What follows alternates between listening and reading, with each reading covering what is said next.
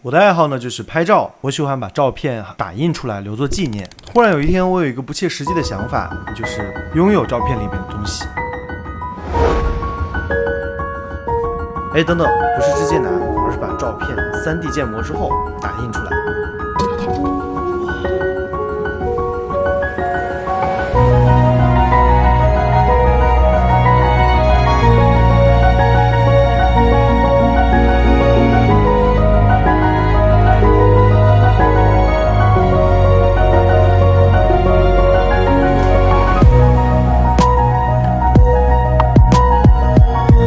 这台3D 打印机之前呢，我确实是没有想到我会这么上头。大家可能跟我一样，在接触3D 打印之前呢，都觉得它是一个非常高科技的东西，距离我们的日常生活非常的遥远。而且我对它的认识呢，仅仅止步于这个地摊上卖的这个小龙，看上去好像有那么一点无聊。但是呢，自从我上个月开始接触3D 打印之后，我忽然发现我身边有这么多东西都是3D 打印出来的，比如说有些宠物的碗啊、花瓶啊，还有一些手办，甚至我现在出去玩的时候，如果看到一个什么有趣的东西，我的第一念想就是我回去能不能把它给打印出来。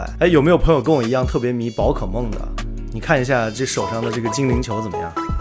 它这个纹路打印出来非常的细腻，而且还可以把它给打开，当做一个小的储物箱来使用。而且呢，其实3D 打印它上手的难度并没有我们想象中这么大，很多的模型呢都是可以在网上下载下来，然后直接使用的。而且呢，创想云 App 上面呢也有很多的这个大神进行这个分享。大家看我手上这个懒布布，就是我打印的第3件产品，就仅仅只是第3次打印，我就可以把它给打印出来了，是不是并没有想象中那么困难？我使用的这款机器呢，就是创想3维的 KEC， 它跟其他的3D 打印有所不同的就是它有一个很漂亮的箱体。比如说我们在室内打印的时候，耗材会产生一些废气，那我们就可以通过箱体后方的这个小风扇来进行一个净化。同时呢，整个的这个打印的声音也会被做到很好的隔绝。相较开放式的打印机啊，这种箱体式的打印机噪音小了不少。这款机器呢，一共是设置了3个风扇，你可以在机箱上面的这个显示器，或者是通过手机来进行这个远程的操控。整个的温控系统呢，做得非常的细腻。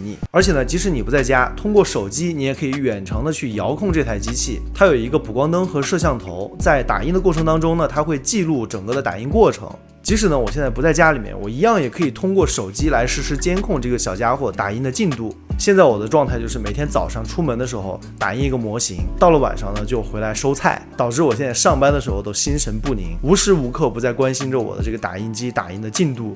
这点可能就是它的唯一的缺点，就是太影响我的工作了。之后呢，我还通过 AI 渲染了我的照片，然后通过这个2D 转3D 的工具打印了一个我的手办。大家看一下跟我长得像不像？